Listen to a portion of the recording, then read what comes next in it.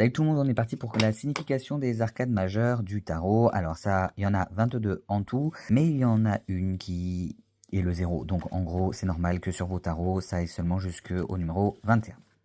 Le fou ou le mât, ça va représenter les nouveaux départs, la spontanéité, les envies d'aventure, la liberté, la confiance en la vie. Alors c'est une carte, il y a beaucoup d'insouciance dedans, et justement dans son côté obstacle, il peut y avoir l'insouciance, mais quand il y en a un petit peu trop, du coup, de l'imprudence, de la naïveté et une tendance à se disperser. On peut aussi avoir de la folie, genre vraiment quelqu'un qui est fou, hein. Le magicien, donc cette carte va représenter le potentiel, donc on le voit là, il a vraiment tous les éléments avec lui. L'habileté, une maîtrise des ressources et la manifestation des choses. Donc en gros, retenez que quand cette carte tombe, vous avez tout entre les mains pour pouvoir y arriver. Bon, on est quand même sur le commencement, parce qu'on est quand même sur une des premières cartes, donc là on est au début du chemin, mais il y a tout pour y arriver.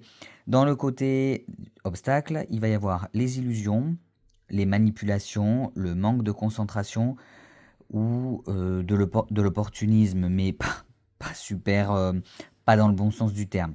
Mais surtout, il peut y avoir cette illusion d'avoir tout en main, alors qu'en réalité, c'est pas forcément le cas.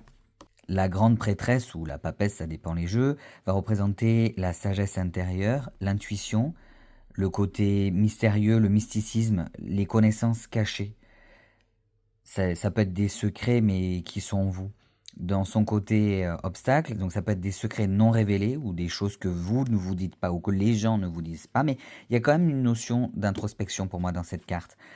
Une passivité, une confusion et une réticence à agir. Vous restez trop dans votre tête et vous mettez pas les choses en œuvre. L'impératrice, elle va représenter la fécondité, donc cette carte est très parlante.